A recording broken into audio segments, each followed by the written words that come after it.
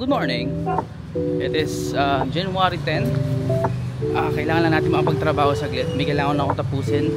Kasi itong documents na to, kailangan akong tapusin ngayong araw para maipasa ko na sa applicants. So punta tayo ngayon sa office. Ito yung opisina natin. Dito tayo sa office. Ito nyo yung naubos na rin yung mga boxes namin. Ito na rin yung natitira. Uy! Tapusin natin yung kailangan tapusin natin ngayong araw. Nung nagsisimula ako magnegosyo, ako lahat ang gumagawa ng mga bagay-bagay, so hindi ako magkaintindihan. Pero ngayon, lumalaki yung negosyo, nag-hire na ako ng maraming tao, ang dami pa rin kailangan gawin. Parang hindi nauubos as long as lumalaki ka. Ito, so kailangan nating matapos tong, kasi ito pipilapan ko ngayon para mapapamiliarize yung mga live sellers natin sa mga products natin. Para mas gumaling pa sila, para pa nag-live sila, mas ma-explain nila ng tama yung product. So, medyo sa computer talaga, medyo hindi ako alam yung deep dive, so pero kailangan nating harapin yung mga ganitong bagay.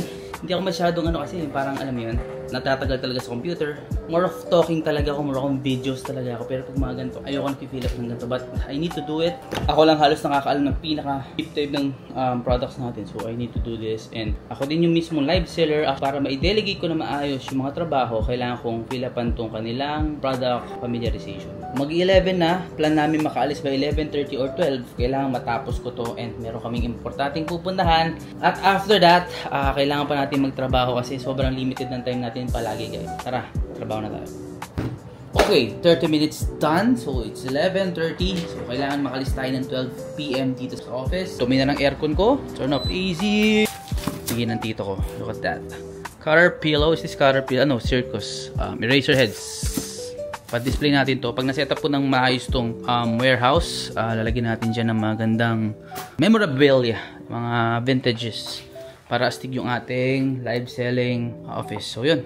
Plano kasi lagyan to ng something nakakaiba. Palisan sa ibabaw, yung dati nyo nakikita sa live ko. And then, lagyan dito ng memorabilia, yung parang gramophone, yung parang may torotot at mga plaka siguro, I think, ng tingnan natin para medyo sophisticated yung area ng live selling natin. So, sana makahanap na rin kami ng mirrors na malaki-laki kasi sobrang sikip na talaga dito sa office. Even my office has a bottle of fragrances na binaks na lang namin. Hindi na talaga kami makagawa dito at ang hirap ng gumawa ng content.